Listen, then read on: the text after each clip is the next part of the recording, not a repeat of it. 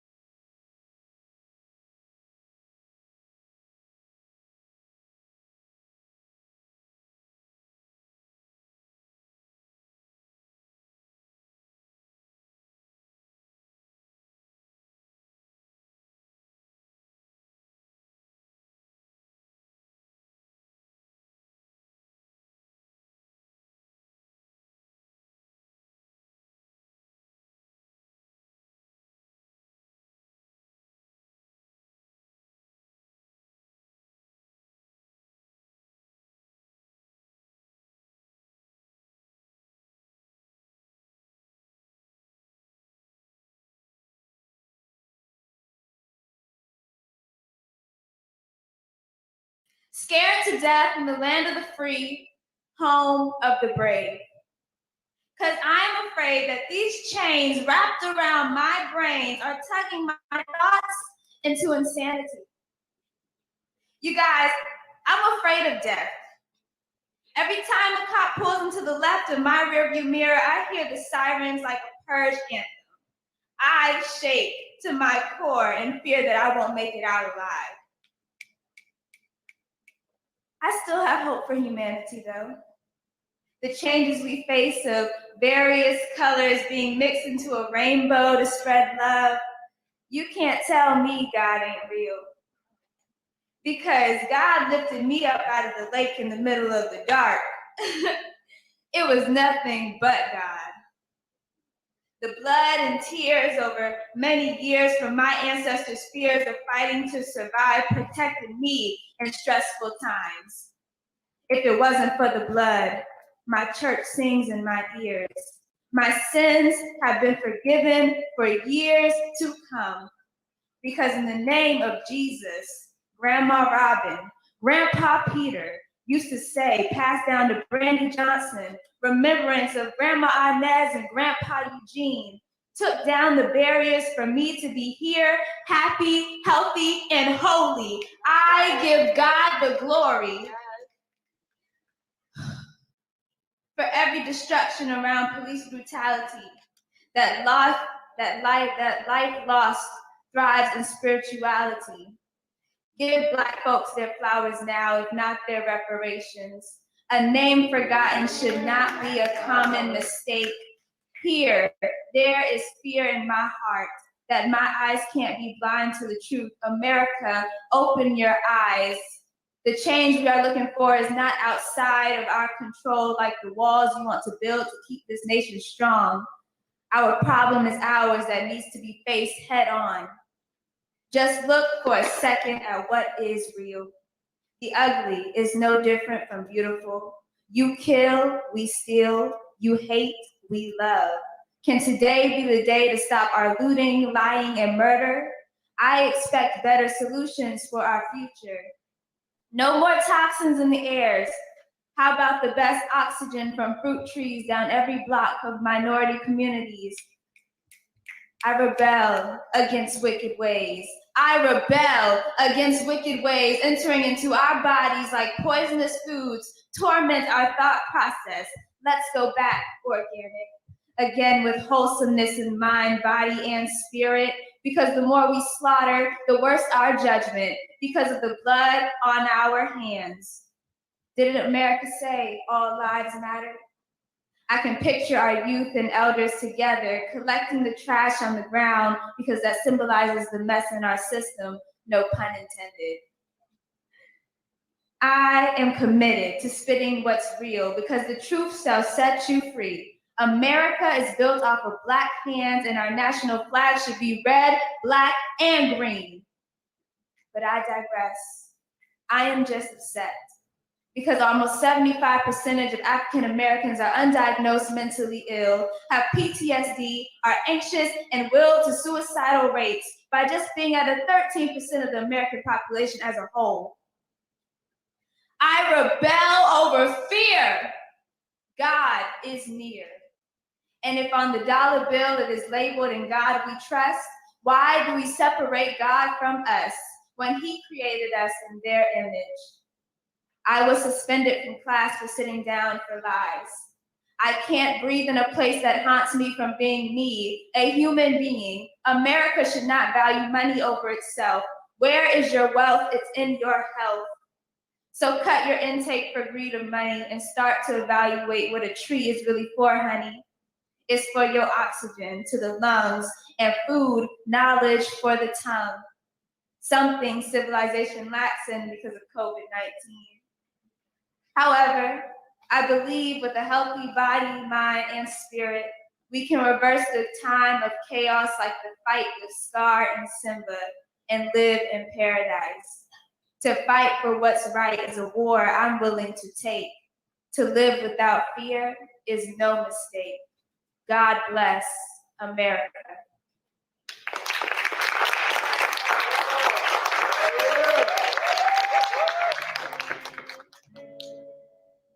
That was during the time of massive resistance, and like I told you, it was called massive resistance. And I told you I was a senior at Booker T in 1959, and I had already been accepted to go to Hampton Institute, and when I heard that the schools were closing, all the governor had closed all the schools, I said, oh my goodness, I'm not going to be able to go anyway because they're going to close our school. But as a young person, 17 years old, little did I not know that no white person wanted to come to Booker T. And for that reason, we kept right on going. We just kept right on going. And we're the only high school that had commencement in 1959. And those 10,000 white students that were involved, because when they closed the school, they closed it out.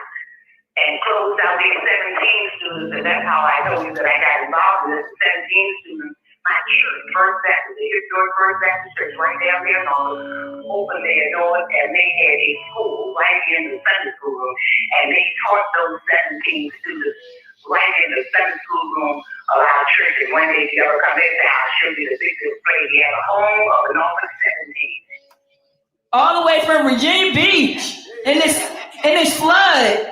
Give it up for Jalen. My name is Jalen, and I just want to preface with I was really pleased to hear that interview with Ms. Lula because that story is very near and dear to my heart. My grandmother, Patricia Godbolt White, is the eldest of Norfolk 17. She has since passed, but I've dedicated my life to her and her legacy and telling her story. So I appreciate spreading the information in that class of 59 that was locked out, shut out during this massive resistance era that was taking place. So just wanted to say that. All right, I don't have a title for this poem yet, but hopefully I will soon. Surrounded and captured, accepted, loved. I turn my head and see a sea of excellence part and make way for substance, story, shadowed by the shouts of our beloved ancestors.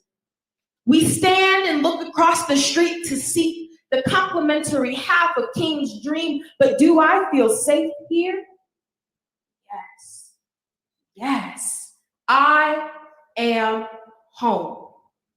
Sometimes I wonder if the diasporic destination that is Africa is a distant reality. This safe haven ropes me back in, blankets me in, comforts me, whispers, this is for you. Here, you will learn about your native land. Will you converse with the people of the Congo? Will you love with the people of Liberia? This place is for you.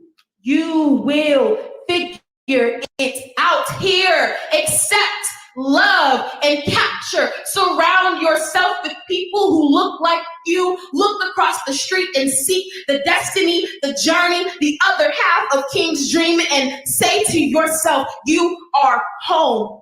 This is for you. Thank you. Hi. Okay. My name is Trinity. I'm also a part of Teens with a Purpose. I've been with this program since my freshman year, and while I cannot be there physically, I am definitely there in spirit. I wrote a poem to Miss Lulu from the interview that we heard, and it was just very touching to me. Okay. To Miss Lulu. It's ironic they forced you to sit on the lawns to eat your lunch, not knowing that they were only getting you closer to the sky, subconsciously reminding you that it was your only limit. To coincide with those who hated you and yet held your head up respectfully, gave me the opportunity to interact joyfully with those who did not look like me. Thank you. Because of you, I can understand my history gratefully and interact with all people gracefully. And that's all I had so far. All right, thank you. When my family first moved from Elizabeth City, North Carolina, to Princess Anne County, there were no schools for colored children. Our parents, meaning the community, insisted that the colored children be educated in Princess Anne County too. A man in our community, a Mr. Bray, had a 2-room building, and they arranged for 2 teachers to be transported to our school to teach us while we were in grammar school. It was a very trying time for us, and it was made more difficult for us because we were not afforded the same opportunities as the white children. Me and my brother walked from the Green Hill Farm to Great Neck for grammar school. While the white children were riding the bus, we walked in all types of weather, sometimes taunted by the whites as they passed me and my brother as we walked to school. We had 2 teachers, Mr. T.C. Smith and Miss Goodman, and 2 rooms in Union Baptist Church. Mr. Smith and Mrs. Goodman taught all the children, all the students. Mr. Smith was tough. Miss Goodman was nice. They were both nice, but we didn't have any problems because we knew that we were there to learn, and they were very dedicated teachers. The title of this is called Why. Why? That's all I asked and wondered for the past years. That's all I ask myself. Why does this happen to me? When I walk outside my house, I feel unsafe. Why does black men have to be shot by white cops, and why do black girls have to stay quiet? Why does this happen? And I wonder, what does it mean to be a black person with no voice? That's it. My name is the messenger. I've come with a speech. To the victims and victimizers, heed me while I preach. As you all know, a war has been going on for a long time now, a long time too long. Many lives have been lost, and it's time for it to stop. This message is from God to you victimizers, you. Our Lord is ashamed. He says, look what has become of you. You go and with their backs and make them carry sacks and treat them like trash just because they're black. Someone else was with like that. His name was Jesus, my son. He was killed for speaking the truth. He was different, so he was shunned. But you've never learned your lesson, gaining power with fear. I see you still haven't changed after 2,000 years. How dare you hurt your neighbor, your kin, because of where they've been or the color of their skin? I made them. I gave them life. I sent my son to die for them.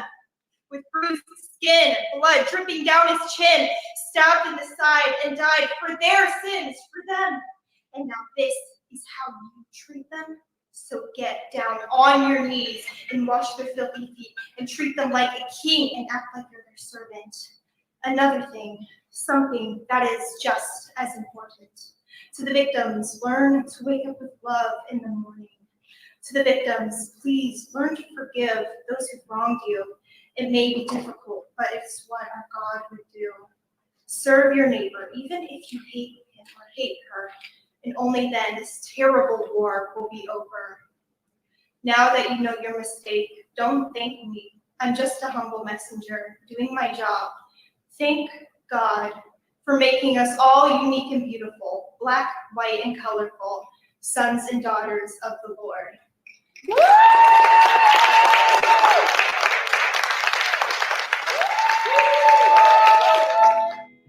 It was hard getting to school with no transportation.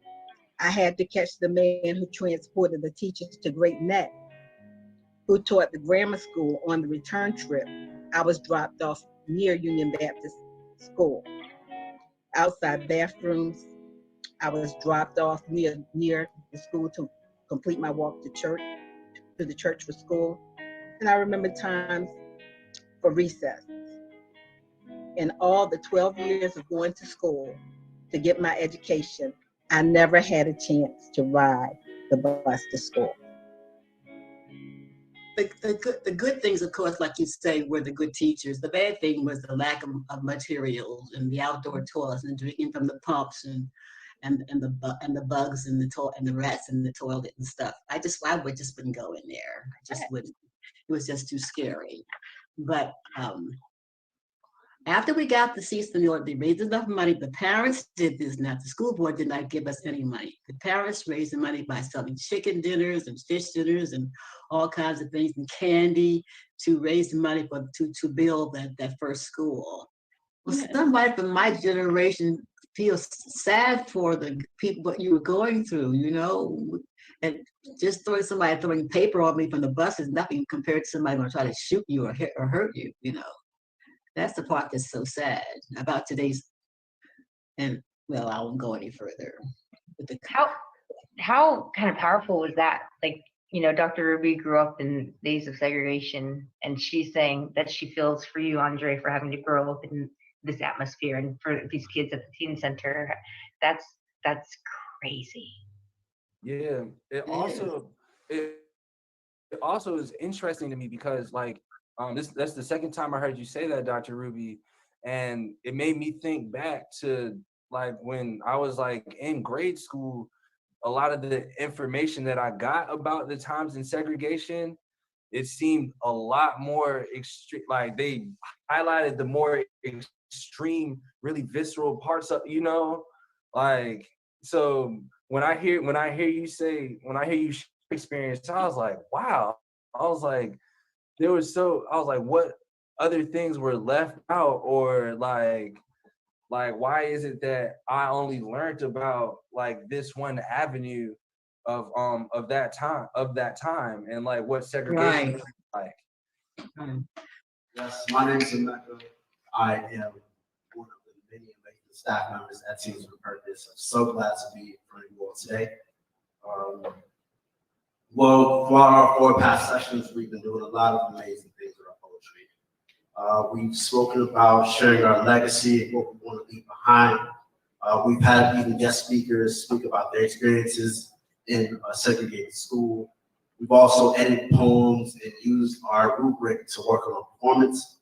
But this week is special because this week we're talking about word choice and how important it is to use word choice in our poetry. For a special sister. A sister always understands the things you do, the things you say. She overlooks your faults and she finds the best in you. A sister's love is special. It inspires you every day. You'll love her warm and caring ways. She's one of the greatest treasures ever known. So this poem is entitled An Artist's Nightmare. Black, white, colors of the like my people, my story is told in color. But which color? I can be anything. I can paint myself every color of the rainbow, but I still wouldn't be good enough for you. Would you hate me if I were purple, oozing extravagance, royalty, independence like Sealy? If I were blue, would I be crucified? Are you threatened by my stability like an Alabama sky? Would you despise me if I were green? So down to earth, grounded, my soil is rich like my story. You hear my every breath deep like the seas. Would I face hostility if I were yellow? Bright like a faded flashlight in a dark tunnel. Am I everything you want me to be? Now, would I become abomination if I were orange? The glow on my skin is like a crackling fire that can't be put out. I am a confusing shade of success. You may feel sweet attraction. Now, if I were red, how would I be perceived? Another mad Black woman angry at the world? Yes, sure.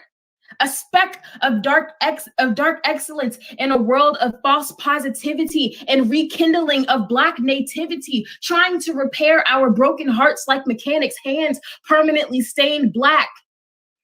There's also a sense of familiarity you feel when you see me. The image of my wet face as I shuffle past in shackles is branded into your brain. The sticky, blistering mountains on my back give you chills. The salty tears falling from my frightened eyes bring you guilt. You may have witnessed me hanging from the poplar trees. Ah, yes, that southern breeze.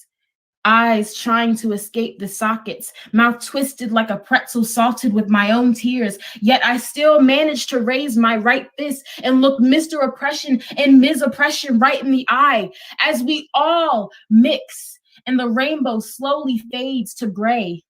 I remain defiant until my last breath.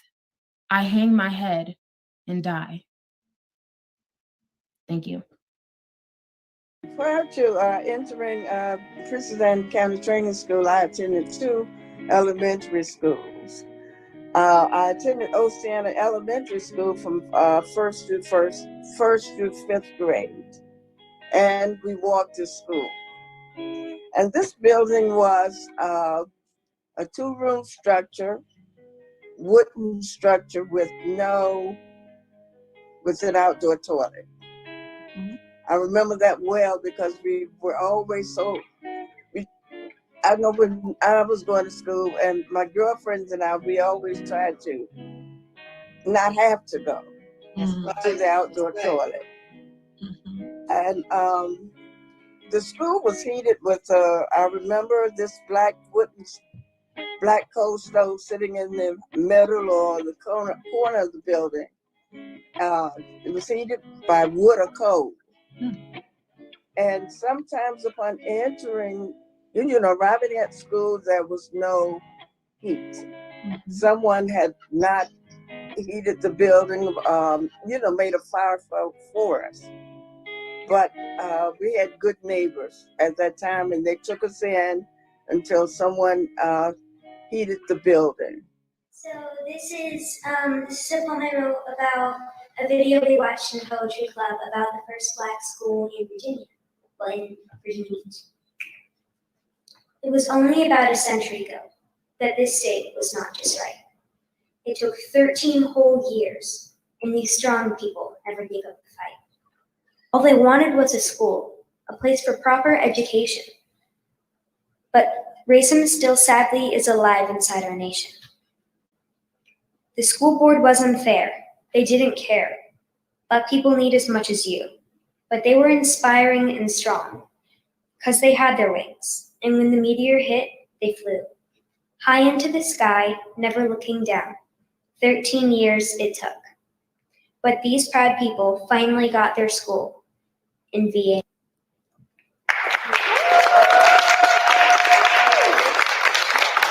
Class of 1969 was the last class at Union Kingsville. My brother was in that class, so it still has special meaning.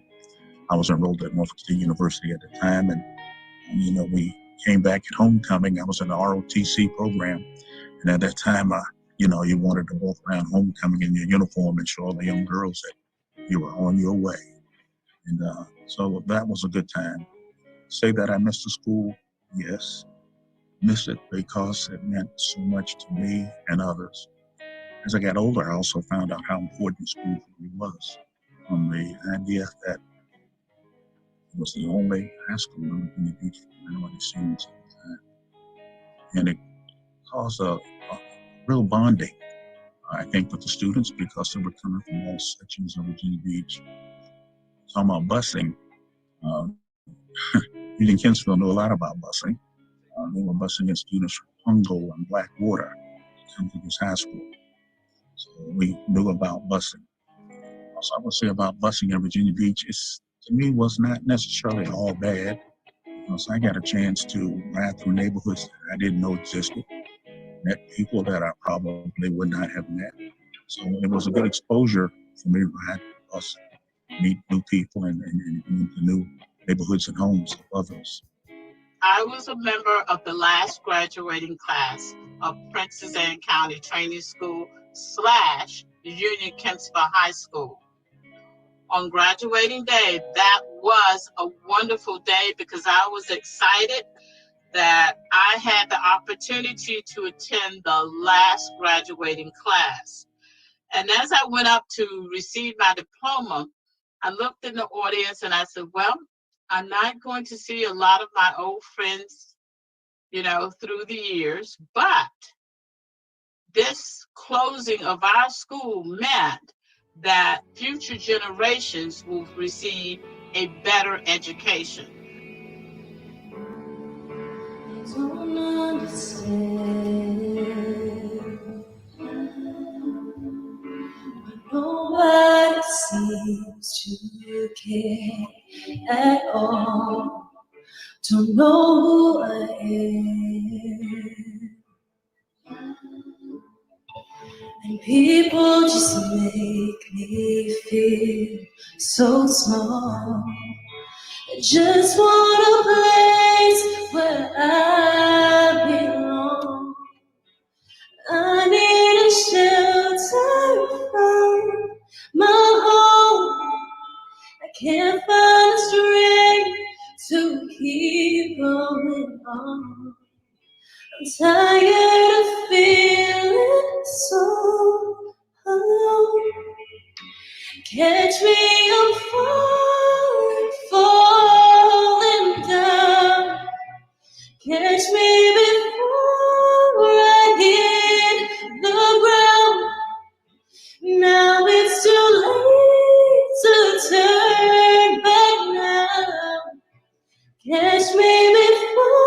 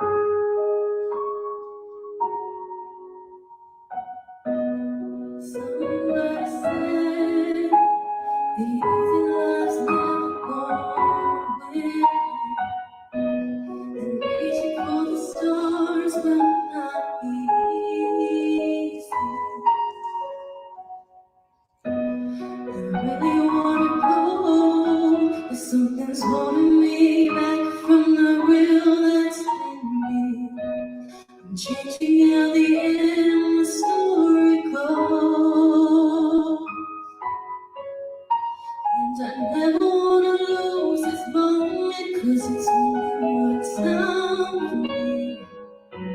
And I ain't afraid to give in this moment. My freedom is waiting for me. So I'm gonna fly through the wind. Nothing can hold me back no more. And now that I spread my wings, I'm not scared of falling. I'm not falling no more.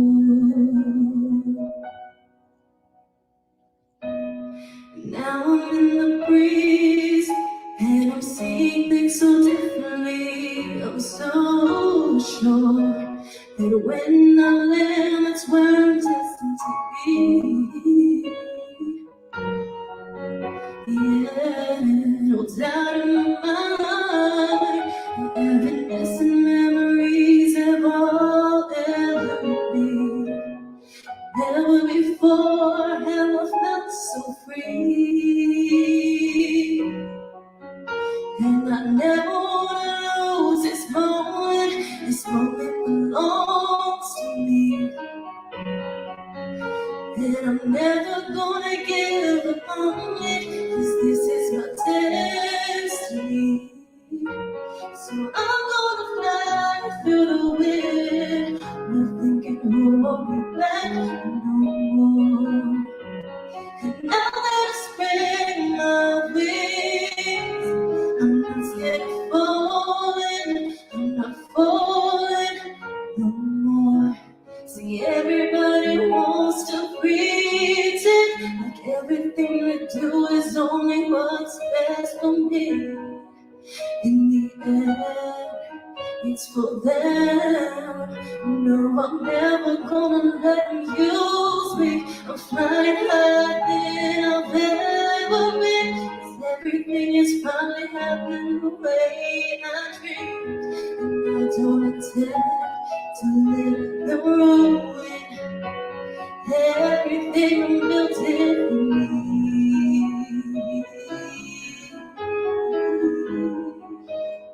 Everything I'm building for me.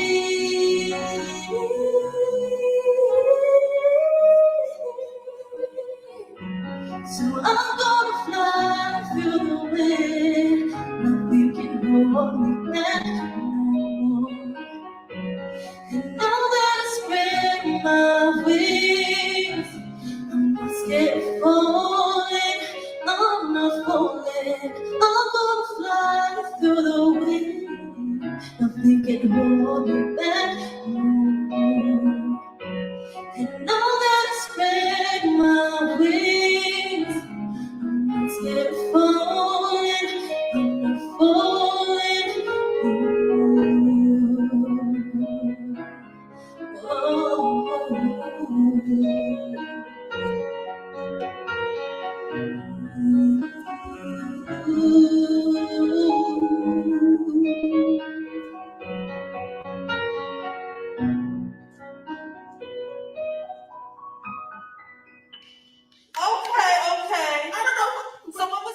I wake up ready for the protest, get fitted in my all black attire, black do-rag, black sweater, black joggers, black boots that still, to this day, have mud caked in the divots from how hard I marched, y'all. I'm feeling melanated as hell. Leave my black denim skirt and black heels in the closet. At first, I convinced myself it's because it would be impossible to march in heels, which is probably true, but after further reflection, I didn't want George to be ashamed of me. I was worried thriving in my queerness would be disrespectful to his memory, and ain't that what it means to be at the corner of intersectionality, being forced to leave behind my queer to fight for my black, like both don't reside in this body, like this black wouldn't absorb all shades of this rainbow. My existence is a shattered spectrum. I try not to cut myself on the pieces, can't even see my reflection in me. It says something when you call your city to arms, but no one returned your call. Like we couldn't have bumped Kendrick straining vocal cords by how we gon' be alright for Tony, for Nina, for every other queer and trans black body we don't get to mourn. If my queer trans body was the next to glitter bomb confetti onto the pavement, would there be a chant dedicated in my name? Or would my mother be left to mourn alone? Her child not worthy enough to be your martyr, yet worthy enough to die for your cause. Every part of this black body matters, from the aching fingertips and my hot clenched airborne fist to the ankles swelling from the shoes I marched in. I am tired of leaving sections of my identity on the cutting room floor to keep bigots comfortable. So at the next protest, don't be surprised when you see me once again in my all black attire, a black head wrap, a black dashiki dress, and black stone stilettos that will leave rhinestones in the ground long after I am gone from how hard I worked. It's sad. Seems you fought the oppressor for so long, you've adopted their mindset. Would you leave us to a massacre if it gave you a second to breathe? Is that all we are in the eyes of the revolution? Pretty distractions.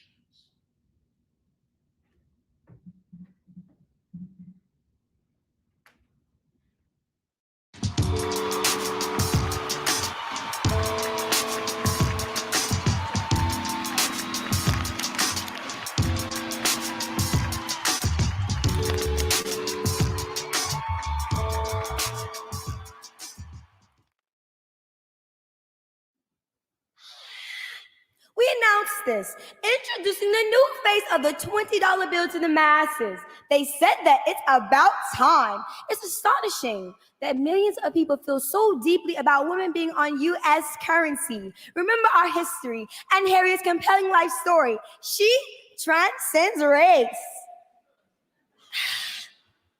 How long does a woman have to be dead before you owe her nothing for her face? Are they gonna call me an abolitionist or a murderer? This made me more convenient than murderer. Mother Moses, America still think it owns me, huh? Printing my story, cropping my face, storing me next to images of white men who could have owned my kin. Is this their way of apologizing to me? Tell me, who forged my name? Are they gonna use my real name or my slave name? Are they gonna pay me royalties for using my image? They will always use a black woman's image. Oh, is this their way of apologizing to me? Young people are learning about Harriet Tubman the way I learned about George Washington, Abraham Lincoln, and Alexander Hamilton. Now, Harriet was illiterate her whole life, but somehow managed to lead many blacks out of slavery. And even amongst her people of color, she's even considered a Moses of some sorts. Now, the $20 bill is the most used dollar bill. So why not put the woman on the most used dollar bill? Should I be grateful? Should I be thankful? I killed the slave master mentality a long time ago. I wrote and read the maps that led my people through entire states until they broke the gates of freedom wide open.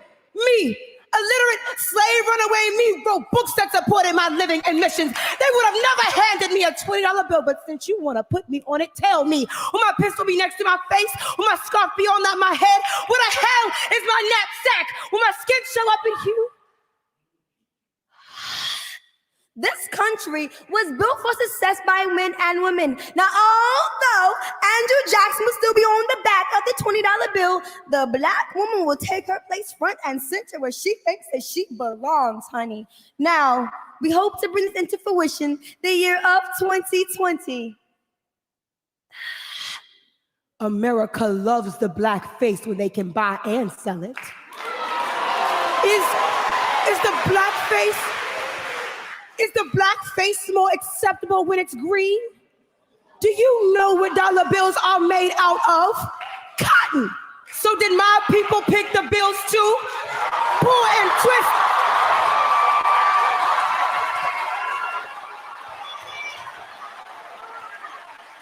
Pull and twist or its lashes from whips. Pull and twist or its lashes